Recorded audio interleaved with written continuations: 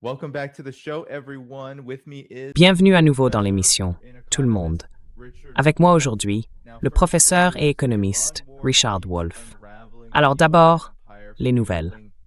La guerre en Iran continue de déstabiliser l'Empire américain et d'alimenter l'effondrement économique. Un nouveau rapport d'analyse publié dans le LA Times montre que les conséquences économiques de cette guerre sont encore plus fortes que prévu. Selon ce rapport, la guerre en Iran a coûté à un foyer américain moyen entre 775 et 1700 $, d'après l'American Enterprise Institute. Et l'économiste Paul Krugman indique également que cette guerre a porté un coup sévère à l'empire financier du dollar américain.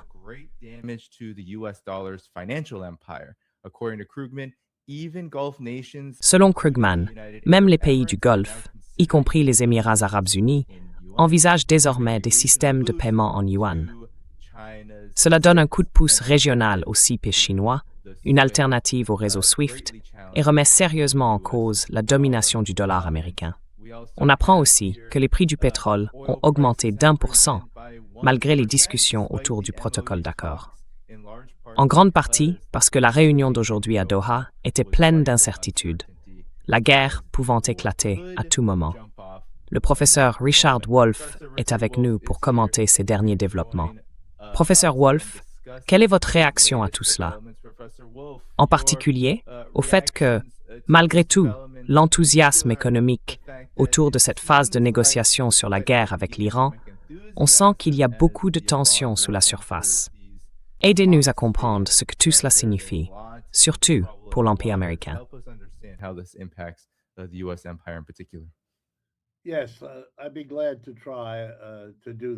Oui, je serais ravi d'essayer de faire ça.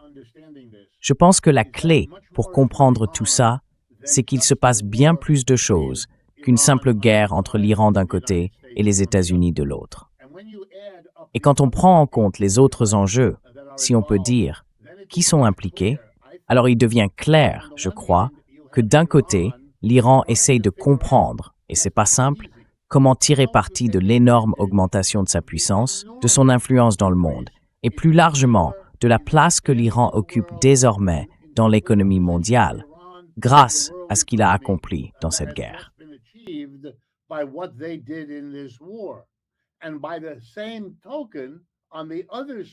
De la même façon, de l'autre côté, les États-Unis se demandent quoi faire face au déclin de leur position économique mondiale.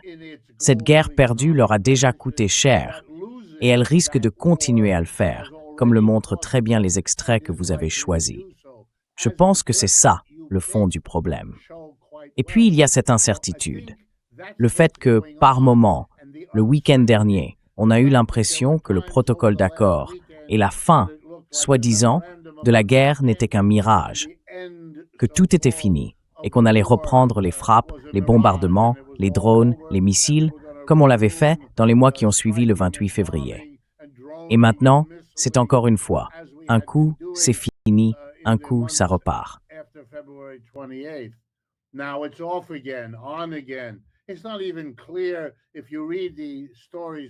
Ce n'est même pas clair, quand on lit les articles attentivement, si les personnes envoyées au Moyen-Orient par les États-Unis et par l'Iran vont réellement se rencontrer et discuter sur place ou pas. Et si elles le font, on ne sait pas quand. Et comme si ça ne suffisait pas, il y a ici d'autres problèmes assez étranges. D'abord, le mémorandum d'accord n'en est un qu'entre deux des nombreux acteurs impliqués dans cette guerre. Par là, je veux dire au moins les Israéliens et le Hezbollah, un mouvement à l'intérieur du Liban. Je ne parlerai même pas du gouvernement libanais parce qu'il est à peine présent. Mais je parlerai bien du Hezbollah, qui n'a pas accepté cet arrangement, pas plus que les Israéliens, qui ne l'ont pas accepté non plus et qui le disent très clairement.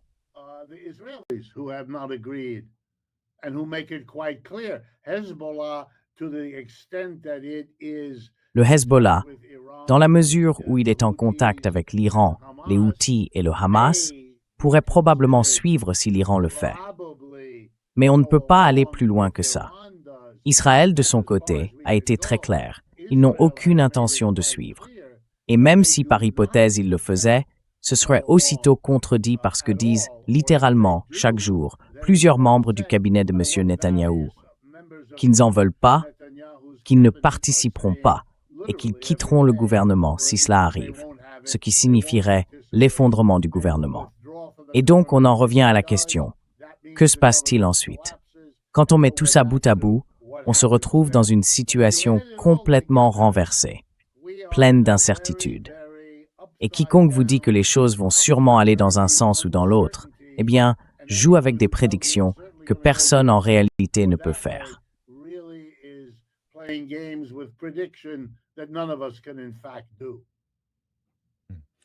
What is the actual impact of this? Quel est l'impact réel de cette incertitude dans cette guerre qui s'éternise, maintenant que, comme vous l'avez dit, elle pourrait reprendre à tout moment?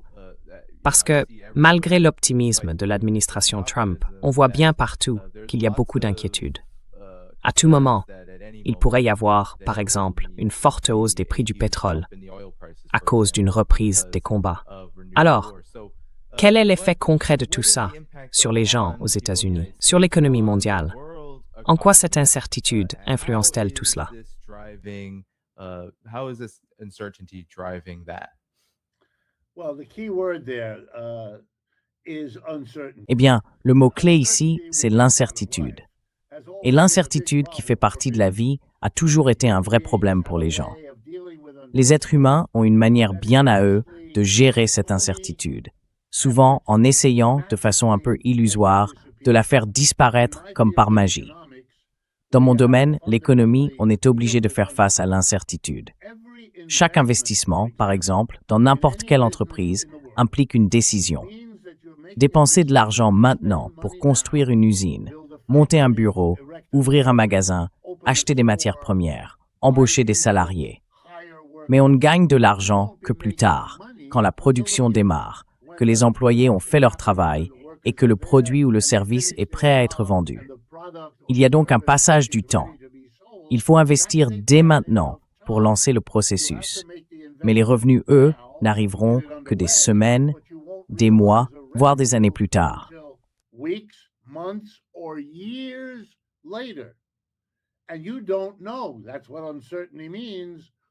Et tu ne sais pas, c'est ça l'incertitude. À quoi ressembleront les circonstances?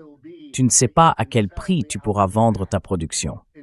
Peut-être que ce sera ce que tu imagines, mais ça peut être plus haut ou plus bas. Il n'y a aucun moyen d'échapper à cette incertitude. Alors que faire? Eh bien, dans mon domaine, certains pensent qu'ils peuvent y mettre une probabilité. Ils disent qu'il y a 20% de chances que ça arrive. Oui, mais ça aussi, c'est incertain. Pourquoi 20? Peut-être 25, peut-être seulement 15. Soit tu comprends que l'incertitude, c'est le fait de ne pas savoir, soit tu trouves ça tellement angoissant que tu préfères faire comme si ça n'existait pas. Pourquoi c'est important? Parce que l'incertitude autour de cette guerre, c'est ce que tout le monde, partout dans le monde, ressent. Et je dois vraiment insister là-dessus, Danny, parce que c'est essentiel.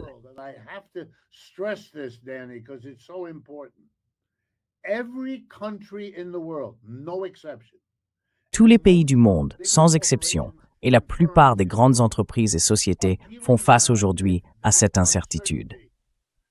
En plus de toutes les autres incertitudes qui pèsent déjà sur chaque économie, il y en a maintenant une nouvelle. Laquelle? C'est le fait que le détroit d'Ormuz est bloqué, fermé ou partiellement fermé, ce qui limite la circulation du pétrole, du gaz et de tous les produits dérivés. Les engrais, l'hélium, le carburant pour avions, les matériaux pour moteurs, et ainsi de suite. Tout cela devient plus ou moins probable, à des prix plus ou moins élevés. Bref, rien n'est sûr. Et pourtant, les entreprises doivent prendre des décisions. Si vous travaillez dans l'agriculture et que vous avez besoin d'engrais, que faites-vous quand la livraison prévue pour le 15 mars n'arrive jamais?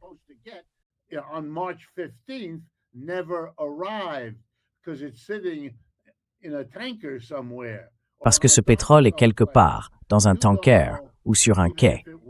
Et on ne sait pas, même s'il recommençait à arriver, si ce serait vraiment fiable ou pas. Et la réponse, c'est que non, ce n'est pas sûr.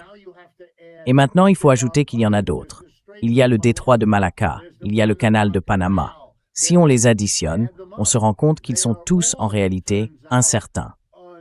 Et parmi les autres ajustements en cours, il y a des pays qui regardent leurs côtes, qui se demandent si non seulement ils subissent les conséquences de ce qui se passe en Iran, mais s'ils ne pourraient pas, d'une certaine manière, réagir à cette situation en introduisant eux-mêmes une part d'incertitude dans leurs eaux le long de leurs côtes, dans leurs eaux territoriales, pour compenser les pertes liées à ce qui se passe dans le détroit d'Ormuz.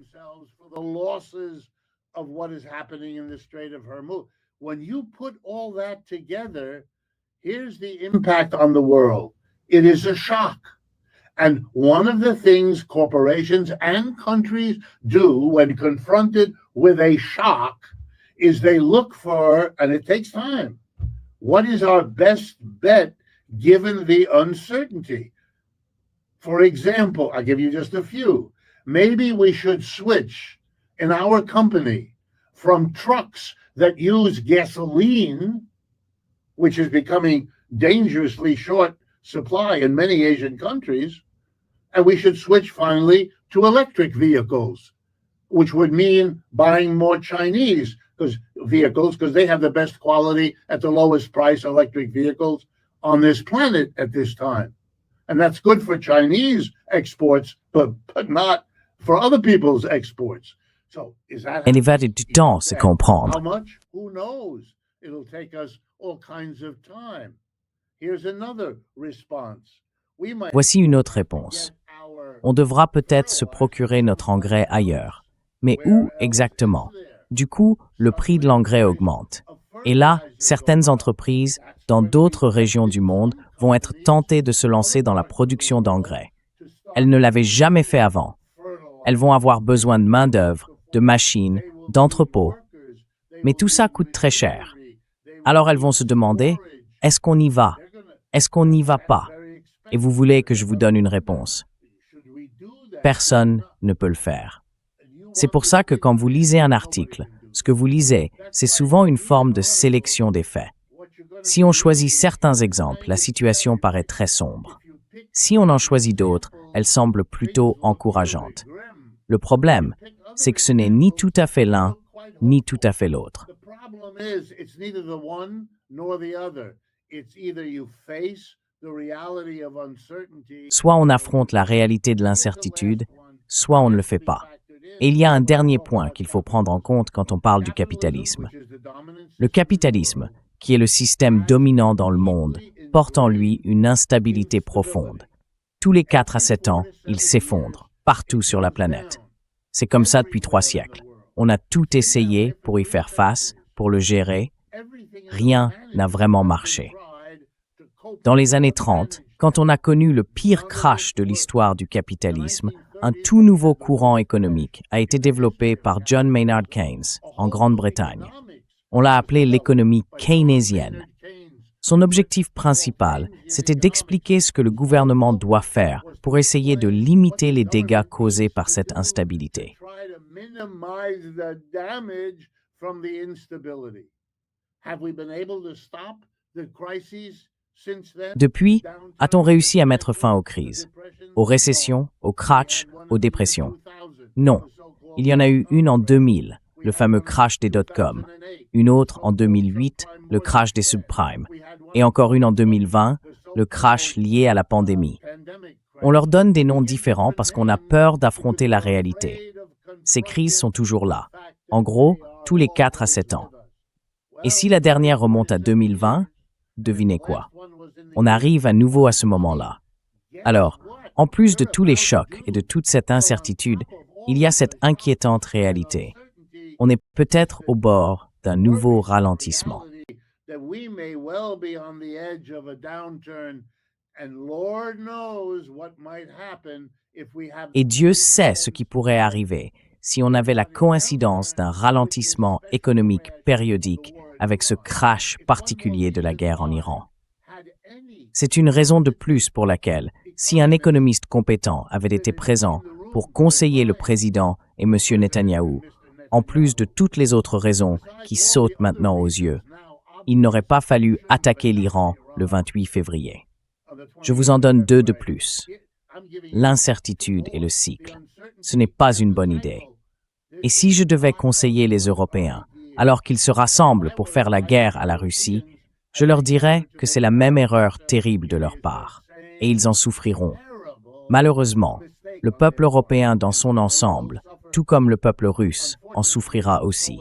Et c'est une catastrophe qui se déroule sous nos yeux.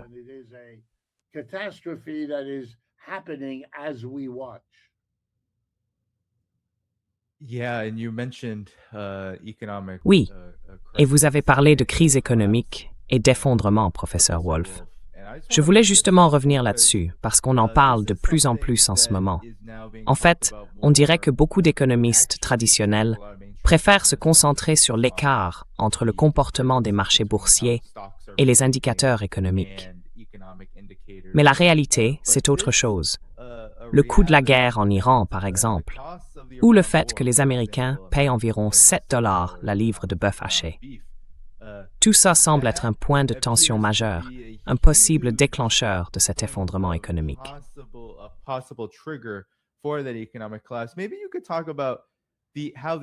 Peut-être que vous pourriez parler des conséquences de la guerre sur l'Iran.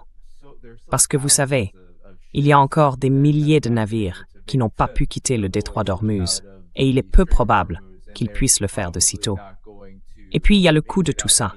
Un coût que, semble-t-il, les économistes traditionnels et l'administration Trump préfèrent ignorer.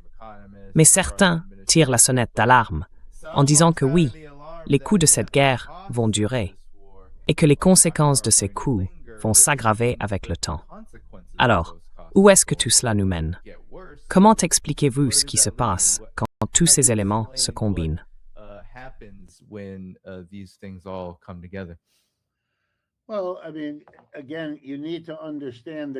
Eh bien, je veux dire, encore une fois, il faut comprendre la complexité d'une économie moderne. Nous, les États-Unis, sommes aujourd'hui engagés dans la guerre en Europe. Nous fournissons les armes, le renseignement, tout cela coûte extrêmement cher. Des centaines de milliards de dollars ont déjà été versés dans la guerre en Ukraine et ça continue. Deuxième point, il y a la guerre au Moyen-Orient. Je veux rappeler que les États-Unis et Israël ont attaqué l'Iran il y a 1 an, en juin dernier, puis à nouveau en février de cette année. Ce conflit est loin d'être terminé. Nous avons des opérations navales en Méditerranée, toujours centrées sur tout cela. Et puis nous avons une autre flotte, la 7e flotte, autour de Taïwan, en Asie. Nous sommes un pays de plus en plus engagé dans les guerres. Le président Trump a proposé d'augmenter le budget de la défense pour l'année à venir, en le faisant passer du niveau actuel, environ 900 milliards de dollars, à 1 500 milliards.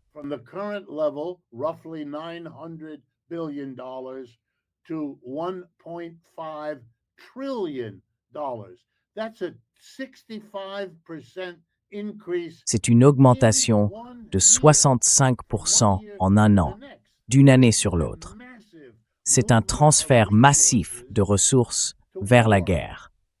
Je veux rappeler aux gens qu'on dépense de l'argent pour un missile qu'on envoie quelque part dans les montagnes d'Iran, où il n'y a personne d'ailleurs, parce qu'on ne sait pas où ils ont tout mis sous terre. Et ils ont montré qu'ils savaient le faire d'une manière face à laquelle les États-Unis ne sont absolument pas préparés. Donc, on fait exploser tout ça, et ensuite il faut remplacer tout le matériel. Ce qu'il faut bien comprendre, c'est que les ressources consacrées à la guerre ne tombent pas du ciel. Ce sont des ressources qu'on retire à d'autres choses.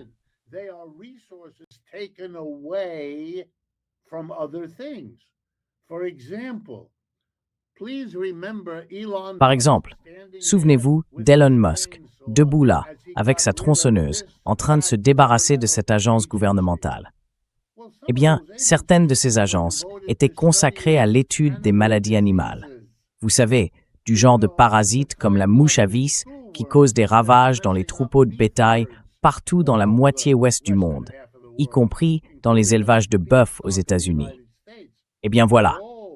Il se trouve qu'une politique gouvernementale qui détourne les ressources de la recherche scientifique en s'en moquant pour les transférer vers la production de missiles et, en prenant ça très au sérieux, explique en partie pourquoi on doit payer environ 7 $ la livre pour du bœuf haché.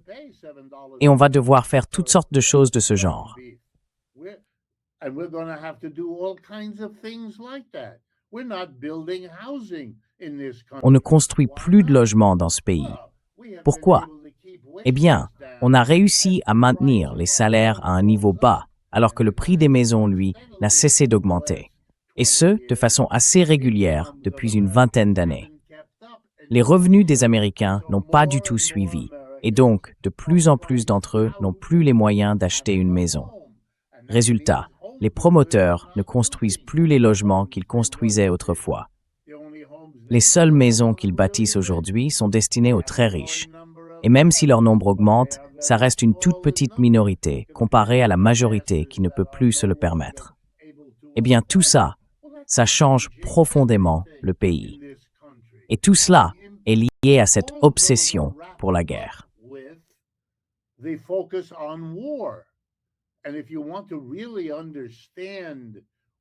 Et si vous voulez vraiment comprendre ce que cette guerre nous coûte, je comprends les petits calculs que certains font, mais on ne parle pas de 1000 ou 2000 dollars. On parle de bien plus que ça, et sur de nombreuses années à venir, dont beaucoup sont encore dans le futur. Là encore, l'incertitude rend très difficile le fait de chiffrer tout ça.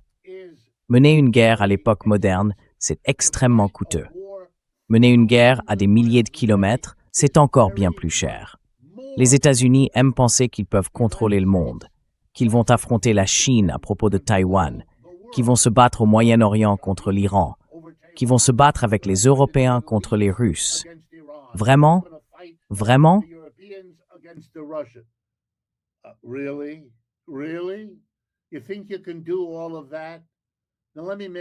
Tu penses que tu peux faire tout ça? Alors, laisse-moi te rappeler quelque chose, en historien. Tous les empires de l'histoire du monde, le romain, le grec, l'ottoman, le hollandais, le britannique, le français, l'allemand. Tu sais ce qui les a finalement détruits? Ce qui a fait tomber leurs empires? La démesure, le fait de ne pas comprendre leurs propres limites, de s'imaginer qu'ils pouvaient repousser les barbares, quels qu'ils aient décidé que ces barbares étaient. Et puis, au bout du compte, ils n'y arrivaient pas, et ils se sont effondrés eux-mêmes à cause de cette démesure, faute d'avoir compris ce que l'histoire des empires aurait dû leur enseigner. Aujourd'hui, c'est le tour des États-Unis à mesure que notre empire décline. Est-ce qu'on va retenir la leçon ou est-ce qu'on va devenir un autre triste exemple?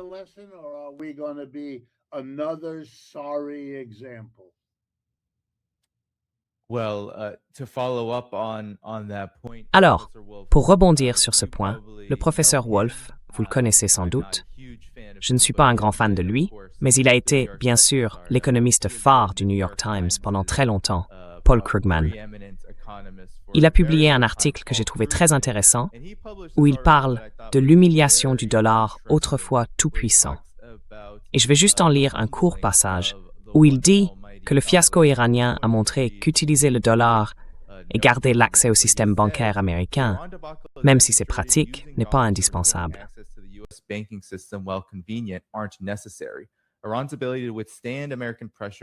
La capacité de l'Iran à résister à la pression américaine montre que les sanctions des États-Unis sont aujourd'hui bien moins efficaces qu'autrefois.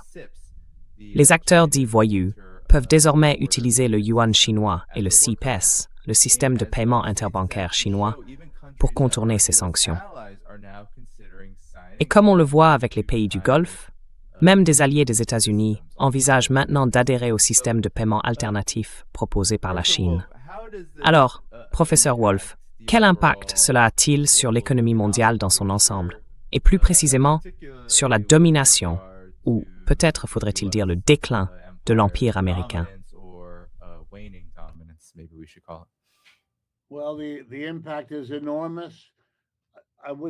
Eh bien, l'impact est énorme. Je ferai juste une petite précision. Le déclin du dollar avait déjà commencé depuis plusieurs années, bien avant que ces affrontements en Iran n'éclatent. Il faut bien comprendre qu'une partie du déclin de l'Empire américain, c'est aussi le déclin du dollar. Regardez, après la Seconde Guerre mondiale, le monde, qui avait l'habitude d'utiliser une monnaie mondiale, appelée la livre sterling, a mis celle-ci de côté pour passer au dollar américain. Les Britanniques avaient été détruits par les deux guerres mondiales. Leur empire leur a été pratiquement arraché par la révolte des peuples colonisés, menée notamment par ceux d'Inde. Leur empire s'est littéralement désintégré.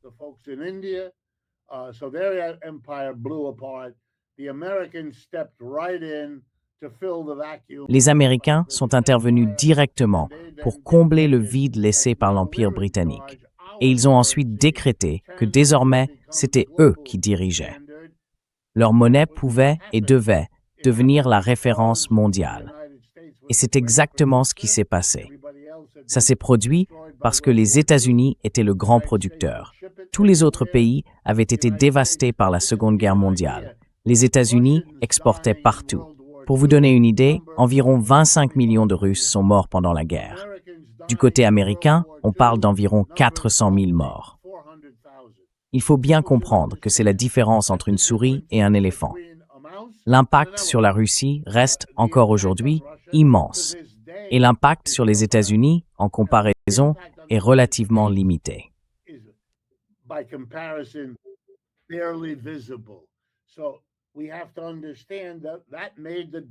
Il faut bien comprendre que c'est ça qui a rendu le dollar tout-puissant, le fameux dollar tout-puissant. Aujourd'hui, l'Empire, pour de nombreuses raisons, a dépassé son apogée et il est sur le déclin. Le dollar, lui, est de moins en moins la monnaie mondiale. Il reste important, bien sûr, mais moins qu'avant. Et avant la guerre avec l'Iran, la plupart des gens, moi y compris, pensaient que ce serait un déclin long et progressif. C'est sans doute ce que les Britanniques pensaient aussi, disons vers l'an 1900. Ce qu'ils n'avaient pas prévu, ce sont les deux guerres mondiales, la première et la seconde, qui ont accéléré la chute de l'Empire britannique entre 1933 et 1978. Ce qui devait être un processus lent s'est brusquement accéléré. Je pense qu'on devrait comprendre les guerres américaines du 21e siècle de la même manière.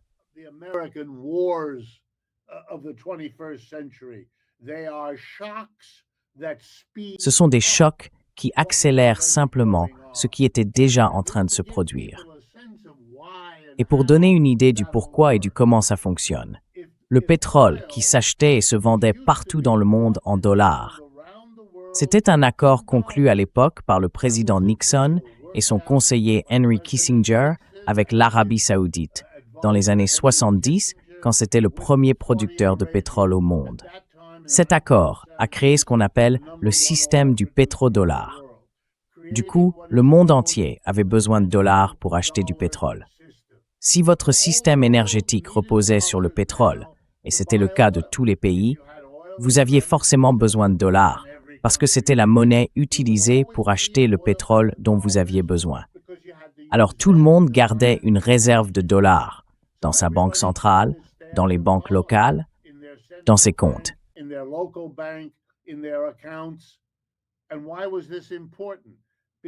Et pourquoi est-ce que c'était important? Parce que si vous avez des dollars que vous devez utiliser, vous devez les garder pour qu'ils soient disponibles quand vous en aurez besoin. Mais garder un dollar, ça ne rapporte rien.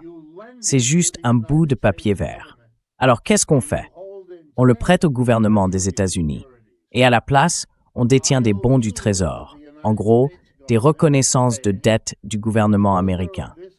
Ces titres disent aux détenteurs, vous nous avez prêté, disons, 10 millions de dollars.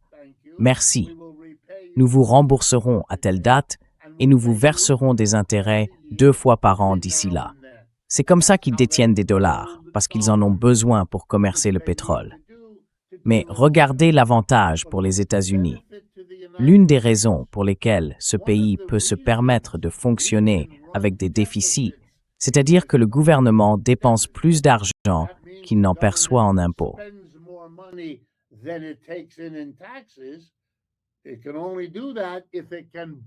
Il ne peut le faire que s'il peut emprunter cet argent. Sinon, il ne peut pas dépenser plus que ce qu'il perçoit en impôts. S'il ne pouvait pas emprunter, il devrait nous prendre cet argent à travers des impôts plus élevés. C'est pour ça qu'il peut baisser les impôts pour vous, pour moi et pour les entreprises américaines, parce que le monde entier cherche à placer son argent dans les bons du Trésor américain.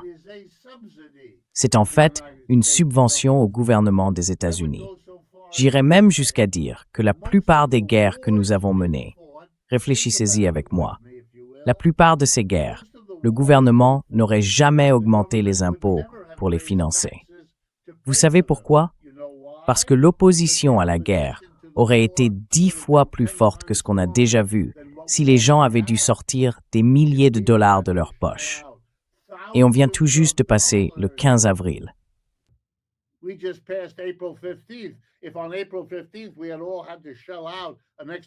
Si, le 15 avril, on avait tous dû sortir 1000 ou 2000 dollars de plus pour payer la guerre, tu crois qu'elle aurait continué? Pas une seconde. Mais notre gouvernement n'a pas eu besoin de faire ça. Il a pu emprunter pour financer les guerres qui protégeaient tout ce système et le faisaient tourner. Alors, quand des pays décident, comme Krugman l'a justement remarqué, que même s'ils sont alliés des États-Unis, ils ne vont pas rester coincés avec une monnaie qui ne fait plus le travail. Ils passent du dollar au yuan. Parce que pendant que l'Empire américain décline, la puissance et le rôle de la Chine dans le monde, eux, ne cessent de monter. Et le monde entier réagit à ça, tout comme il réagit à la fermeture du détroit d'Ormuz.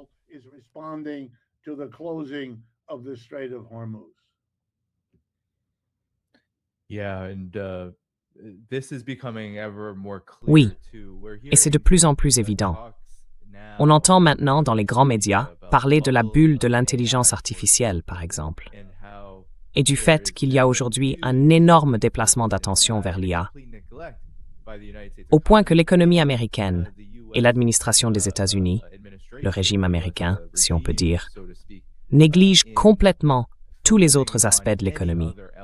Et on le voit très clairement dans les propos de Donald Trump lui-même, avec la loi sur l'accessibilité au logement qui est en train d'avancer au Congrès. Et voici comment il a réagi à ce sujet.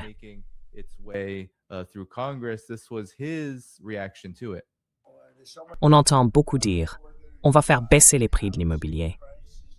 Moi, je ne veux pas faire baisser les prix, je veux qu'ils montent.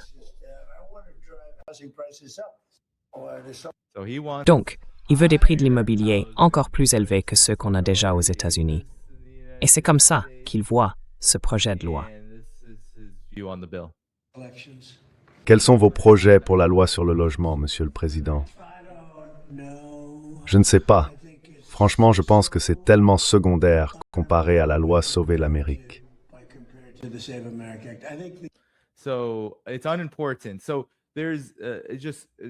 Donc, c'est sans importance. Il y a tellement de preuves. D'abord, que l'économie elle-même, et ceux qui sont censés la diriger, ou au moins participer à sa gestion, ne s'intéressent pas à cette partie de l'économie. En revanche, ils s'intéressent beaucoup au détroit d'Ormuz. Toute la guerre contre l'Iran se concentre maintenant sur cette voie maritime qui longe les côtes iraniennes et omanaises. Qu'est-ce que ça nous dit? Que ces questions, celles qui concernent les gens ordinaires aux États-Unis, en dehors des millionnaires, sont complètement négligées. Et maintenant, toute l'attention est tournée vers les prix du pétrole, le détroit d'Ormuz, et cette guerre qui bouleverse l'économie mondiale.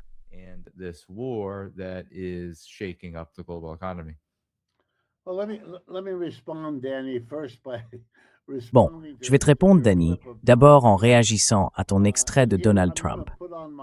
Et là, je vais enfiler ma casquette un peu métaphysique d'économiste professionnel pour dire que quand on écoute le président, on se dit que dans un cours d'économie, il ne s'en sortirait pas très bien. Et je dis ça aussi poliment que possible. Voyons un peu ce qu'il a dit. Il ne veut pas que les prix de l'immobilier baissent. Or, évidemment, la majorité des gens le souhaitent, normalement parce qu'ils veulent pouvoir acheter une maison à un prix abordable. Lui, il préférerait que les prix montent. Mais qui a intérêt à ça? Ceux qui construisent et vendent les maisons. Eux, ils veulent vendre plus cher. Ceux qui achètent, eux, veulent payer moins. C'est le problème de tous les marchés dans un système de marché. Il ne comprend pas comment tout ça fonctionne. Il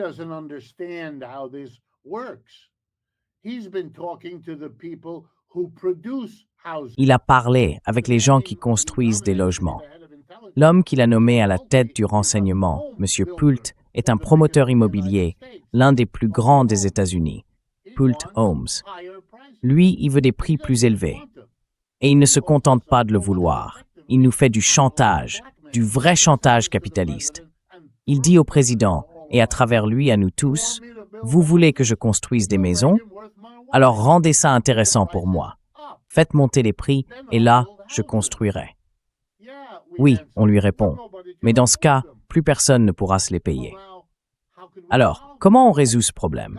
Eh bien, j'ai une idée. On pourrait faire comme dans d'autres pays. Le gouvernement devrait dire aux promoteurs, soit vous construisez des logements abordables, soit l'État entrera en concurrence avec vous, et il le fera.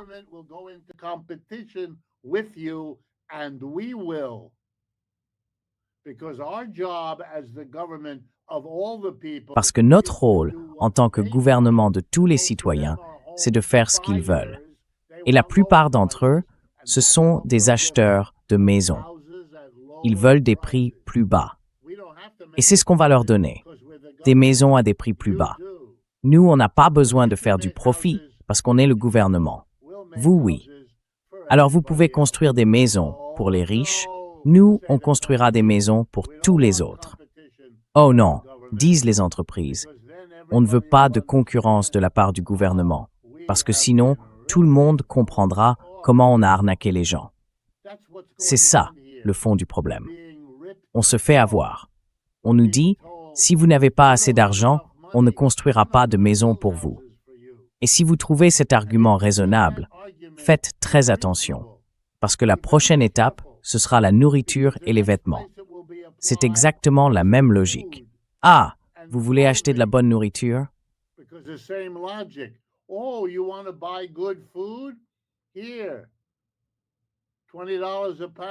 Ici, $20 la livre de bœuf haché. Vous voulez qu'on vous fasse du bœuf haché, n'est-ce pas? Eh bien, il faut que ça vaille le coup pour nous. Voilà le problème d'un système capitaliste. Et quand ce système capitaliste commence à s'effondrer, comme c'est le cas du nôtre, tout ça devient plus évident et plus dur dans la façon dont ça nous touche. C'est exactement ce qu'on voit autour de ce projet de loi sur le logement, par exemple. Si on regarde les chiffres, c'est frappant, Danny. Depuis 20-25 ans, le prix du logement a augmenté bien plus vite que les revenus, les salaires et les traitements. Résultat, des gens sont exclus du marché du logement, année après année. Alors, quand M. Trump dit que ça ne l'intéresse pas, tout ce que ça montre, si vous aviez encore besoin d'une preuve, c'est qu'il n'est pas le président des États-Unis. Il est le président de ceux qui financent ses campagnes.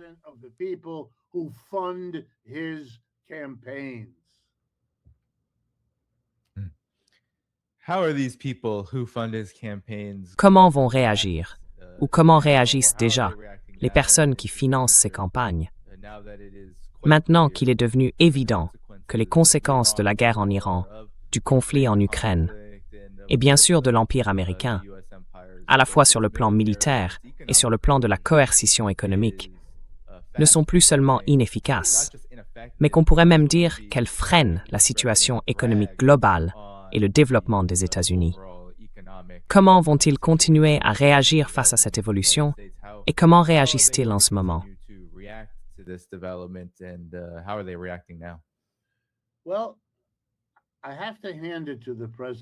Eh bien, je dois reconnaître quelque chose au président.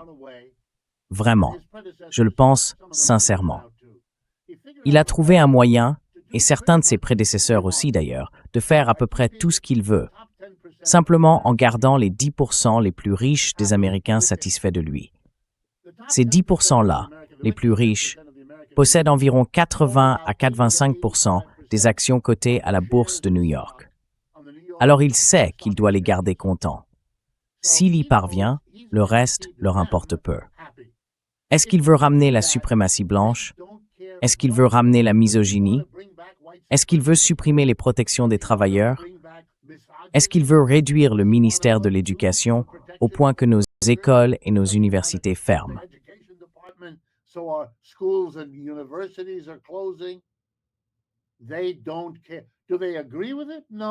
Ils s'en fichent. Est-ce qu'ils sont d'accord avec ça? Non. Mais ils ne s'en soucient pas assez. Et surtout, ils ne veulent pas arrêter la machine Afrique. Et cette machine Afrique, c'est quoi? C'est la bourse. La bourse continue de grimper pendant que ces gens achètent et revendent des actions entre eux, ce qui fait monter les prix. Et si vous vous demandez comment tout ça fonctionne, voilà la réponse. Depuis une trentaine d'années, le gouvernement des États-Unis a imprimé beaucoup plus d'argent, injecté beaucoup plus de liquidités dans l'économie à une échelle qu'on n'avait jamais vue auparavant. Ça a poussé beaucoup de gens très inquiets en voyant ces chiffres à dire c'est dangereux, on va avoir une inflation terrible. Eh bien, on n'a jamais eu d'inflation terrible. On en a eu une, oui, mais pas particulièrement grave. On a déjà connu pire.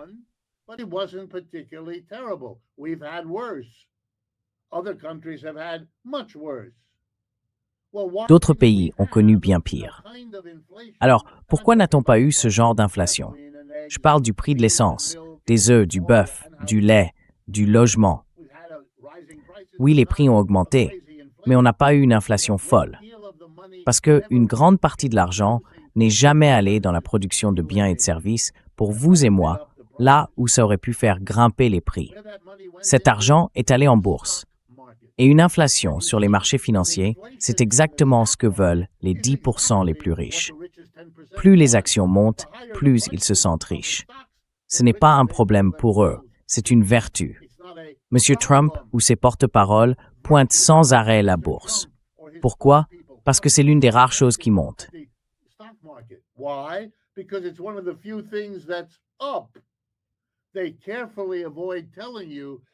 Ils évitent soigneusement de vous dire que quand la bourse va bien, c'est une bonne nouvelle seulement pour les 10% qui possèdent tout. Les autres, les 90% restants, la plupart n'ont aucune action. Et ceux qui en ont, c'est, vous savez, 4 actions de General Motors que leur grand-mère leur a laissées en héritage. Mais l'essentiel de la propriété des actions, c'est dans les mains des 10% du haut. Eux, ils sont très contents. Et ce sont eux qui maintiennent M. Trump au pouvoir. S'ils ne s'occupaient pas d'eux en priorité, ils ne seraient pas là. Et si vous en doutez, laissez-moi vous rappeler une chose. Le tout premier acte et le plus important qu'il a accompli lors de son premier mandat, de 2016 à 2020, c'est d'avoir fait voter, en décembre 2017, une loi fiscale. C'était la plus grande baisse d'impôts de toute l'histoire des États-Unis pour les riches et pour les grandes entreprises.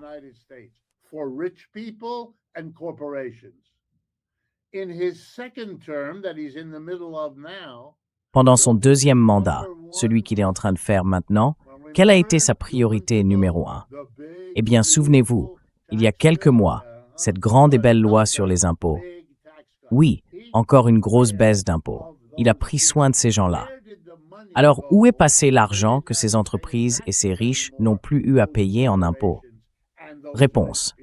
Dans la bourse. Ils ont pris leurs économies d'impôts et ont fait grimper la valeur de leur portefeuille d'actions. Ces riches-là, rien tout le long du chemin jusqu'à la banque, et ils ne trouvent rien à redire à M. Trump.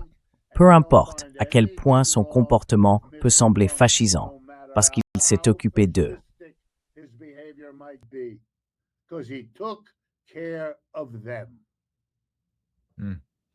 Yeah, very good, great points, Professor Wolf. Now, Oui, très bien. there is a theory going Excellents around arguments, that professeur would Wolf. like you to- Alors, if you il y a une could, théorie qui circule, break et it j'aimerais down, que vous la décortiquiez, debunk if it needs la to be, démonter si elle doit or l'être, confirm ou la if it confirmer needs to si be. elle Is mérite de l'être. that these people that you're talking about, Cette the théorie dit que les ultra-rich personnes dont vous people, parlez, the, les ultra-riches, les super-riches, les grands capitalistes, eh bien certains pensent que, vu les événements liés à la guerre en Iran, vu ce qu'on observe sur les marchés de l'énergie, tout cela ressemble davantage à une démolition contrôlée qu'à un simple déclin économique ou à l'effondrement d'un empire.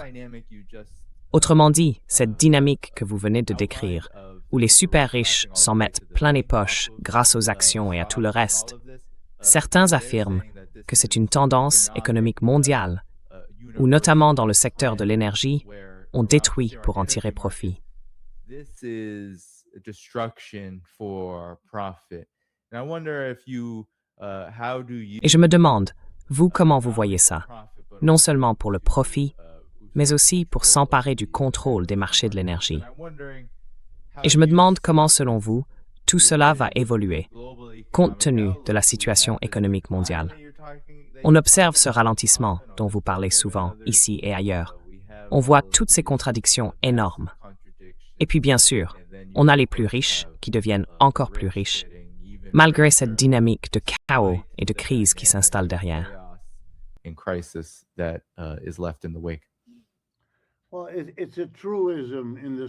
Eh bien, c'est un peu une évidence sur le marché boursier, par exemple.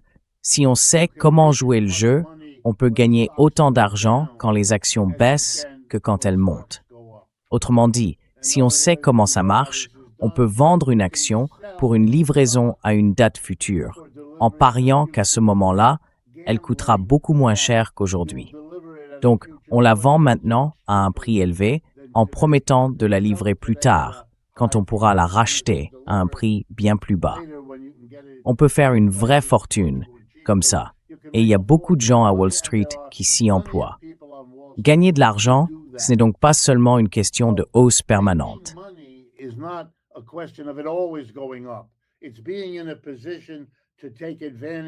C'est être en position d'en profiter quand ça monte et aussi d'en profiter quand ça descend.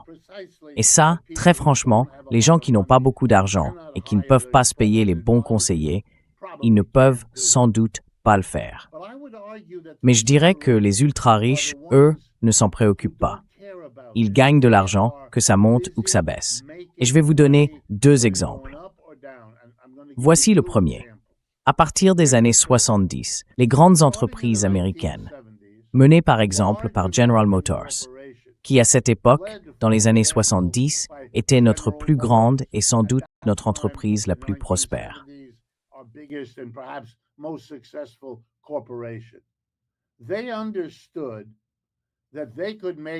Ils ont compris qu'ils pouvaient faire beaucoup plus de profit qu'à Detroit, simplement en quittant Detroit, en organisant la production de pièces détachées et même de voitures entières ailleurs, là où les salaires étaient bien plus bas, où les impôts étaient moins élevés, et où ils pouvaient vendre leurs produits sur place, au même prix ou même plus cher que ce qu'ils gagnaient aux États-Unis. Alors ils sont partis. En 1970, la population de Detroit approchait les 2 millions d'habitants. Aujourd'hui, elle tourne autour de 600 000. La majorité des gens qui travaillaient dans les usines automobiles de General Motors, Ford, Chrysler et les autres sont partis. Ils ont perdu leur emploi, leur maison, ils ont dû arracher leurs enfants à l'école et ils sont allés on ne sait où, souvent pour revivre la même chose ailleurs.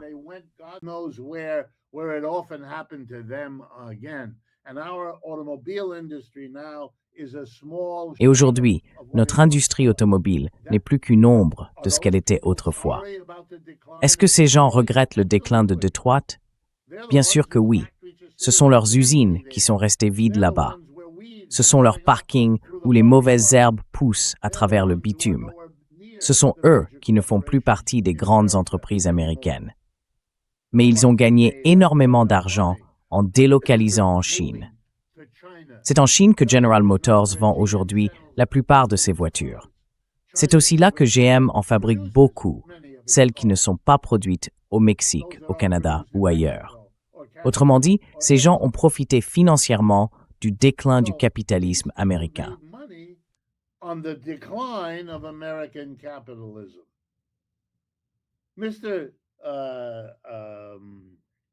Monsieur Peter Thiel, l'un des milliardaires de la Silicon Valley, a récemment reconnu, parce qu'il a été pris sur le fait, avoir déménagé sa résidence, sa femme, sa famille, ses enfants, de cette région de Californie, la Silicon Valley, au sud de San Francisco, vers São Paulo, au Brésil. Ou peut-être en Argentine, l'un de ces pays d'Amérique latine où il se sent plus en sécurité. Très bien, il vous le dit clairement. Je prends mon argent, je prends ma fortune et je pars ailleurs. Je n'ai aucun engagement envers les États-Unis. Bien sûr, si vous m'invitez le 4 juillet, je ferai le même discours et j'agiterai le drapeau. Mais moi, je vais là où est l'argent, exactement comme les grandes entreprises britanniques. Just like the leading British corporations. Look, let me give you a dramatic example. Écoutez, laissez-moi vous donner un exemple frappant. Plus tôt cette année, il y a eu des réunions, je crois à Washington, peut-être à New York. D'un côté, un groupe de responsables américains. De l'autre, les dirigeants du groupe Volkswagen, en Allemagne. C'est l'une des 5 plus grandes entreprises d'Europe, en Allemagne, qui produit les Volkswagen, les Porsche, les Audi, toutes les grandes marques automobiles du pays. Une véritable puissance industrielle. Vous savez de quoi ils parlaient? De la possibilité de transférer leur entreprise aux États-Unis. Est-ce qu'on leur offrirait assez d'incitation, assez de terrain? Voilà, tout est là. C'est ça, leur état d'esprit. Ils ne sont pas freinés par un quelconque attachement patriotique.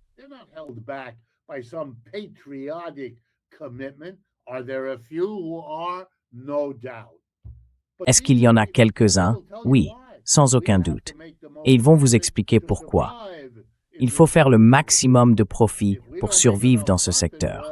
Si on ne fait pas assez de profit, eh bien, on ne pourra pas tenir. General Motors a dit que si on était resté aux États-Unis, on serait dans une situation bien pire qu'aujourd'hui. Heureusement, on a déménagé en Chine au bon moment. Écoutez, si vous voulez du capitalisme, vous l'avez. Mais c'est amusant seulement quand le capitalisme est en phase de montée. Ce n'est plus amusant quand il redescend, sauf si vous êtes assez riche pour gagner de l'argent aussi bien quand ça monte que quand ça descend. Et les grandes entreprises, c'est exactement ce qu'elles savent faire. Mais vous et moi, non.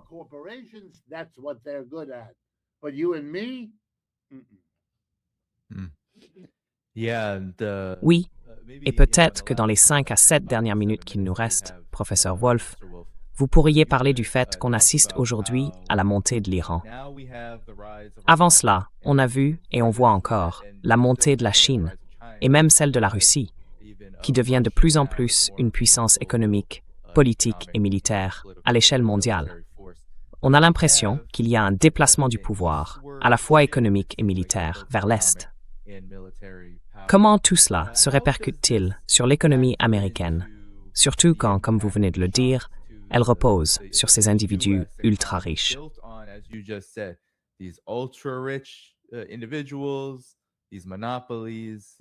Oui, ces monopoles, ces grandes entreprises qui regardent tout ça, à mon avis d'une manière très préoccupante, sont donc tout à fait prêtes à, elles le font toutes, à investir dans les mécanismes de la guerre. Par exemple, dans le complexe militaro-industriel. Elles le font toutes. Elles ont toutes d'importants investissements dans ce complexe militaro-industriel. Ce qui veut dire qu'elles cherchent, évidemment, comme vous l'avez dit, à en tirer profit, mais aussi à faire en sorte que les escalades jouent en leur faveur. Mais comment ça va se passer? Et d'ailleurs, comment ça se passe déjà? Je devrais peut-être demander.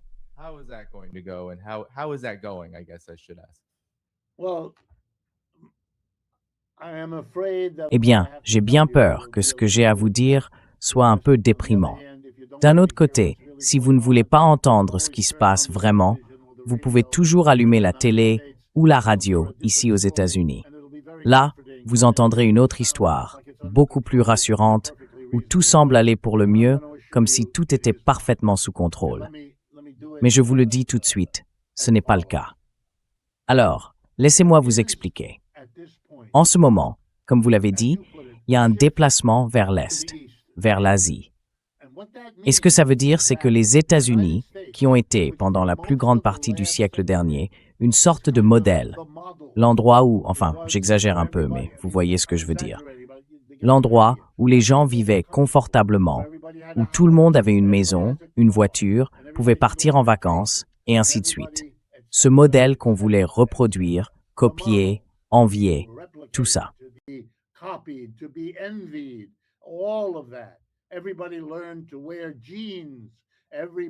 Tout le monde a appris à porter des jeans, tout le monde, et ainsi de suite. Le dernier gadget venu de la Silicon Valley, c'était le type de téléphone qu'il fallait absolument avoir, ou le type de Wi-Fi qu'il fallait utiliser. Et ça n'en finissait pas. Tout ça est en train de disparaître. La Chine rattrape les États-Unis gadget par gadget, y compris dans tout ce qui touche à l'intelligence artificielle, à l'IA générative, à toutes les dernières innovations. Les Chinois égalent ou font mieux. Et ça ne va pas s'arrêter. En fait, ça va empirer, pas s'améliorer. Ce sera de plus en plus la Chine. Et c'est nous qui allons devoir rattraper, parce qu'eux, ils ont déjà rattrapé, et le monde entier le voit. Et à mesure que l'écart entre les riches et les pauvres se creuse, et je veux vraiment insister là-dessus, on retrouve un phénomène typique de tous les empires en déclin. Quand un empire décline, ceux qui sont riches et puissants à l'intérieur sont les mieux placés pour conserver leur niveau de vie élevé.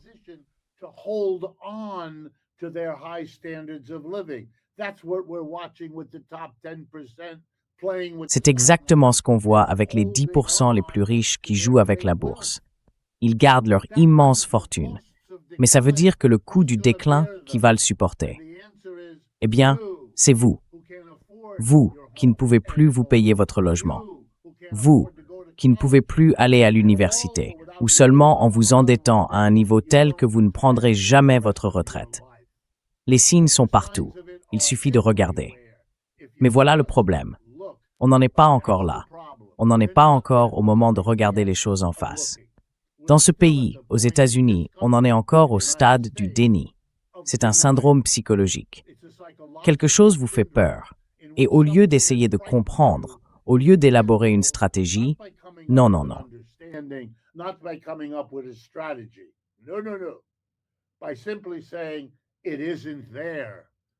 En disant simplement que ça n'existe pas.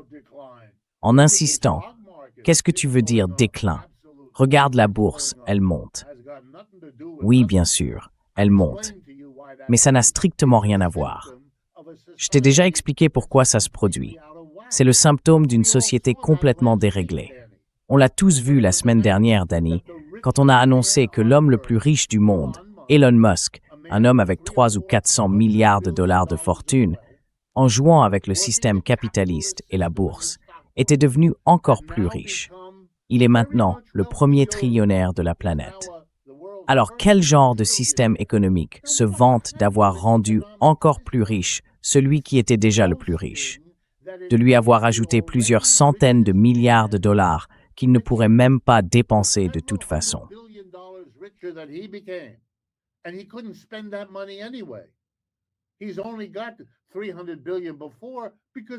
Il n'avait que 300 milliards avant, simplement parce qu'il est assis sur une fortune qui ne fait que se multiplier. Si cet argent avait été utilisé pour aider la majorité des Américains, il pourrait avoir un logement, il pourrait avoir de la nourriture bon marché, il pourrait avoir tout ce dont ils ont besoin. Et lui, il vivrait dans une communauté bien plus calme, plus heureuse, plus épanouie.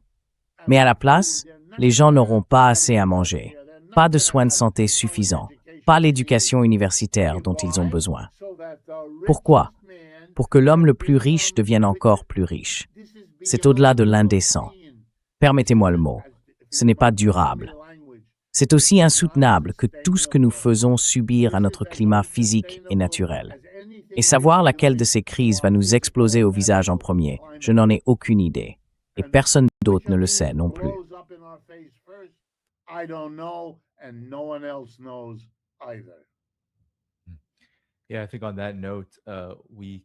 Oui, je pense qu'on peut s'arrêter là-dessus.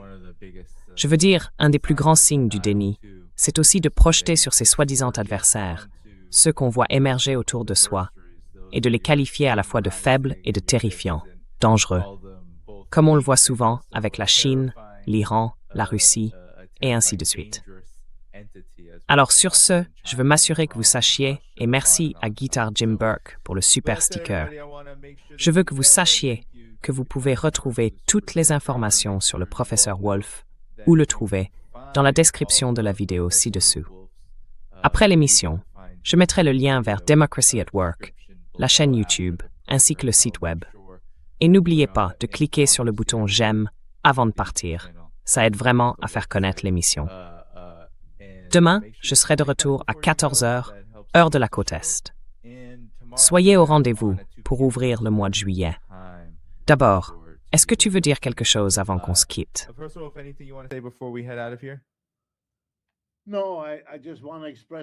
Non, je voulais simplement vous dire toute ma reconnaissance, en tant que l'un des nombreux membres de votre public, pour tout ce que vous faites et pour les programmes que vous nous proposez. C'est plus important que jamais chez nous, aux États-Unis. Alors je voulais que vous sachiez à quel point nous vous apprécions. We appreciate you very much. Thank you so much for that, everybody. Merci beaucoup pour ça. N'oubliez pas de mettre un petit j'aime avant de partir. Je mets en ce moment les liens dans la description de la vidéo pour retrouver le professeur Wolf. Vous y trouverez aussi tous les moyens de soutenir cette chaîne. On se retrouve demain à 14h, heure de la côte Est, pour commencer le mois de juillet. Et d'ici là, à bientôt. And until next time, bye-bye.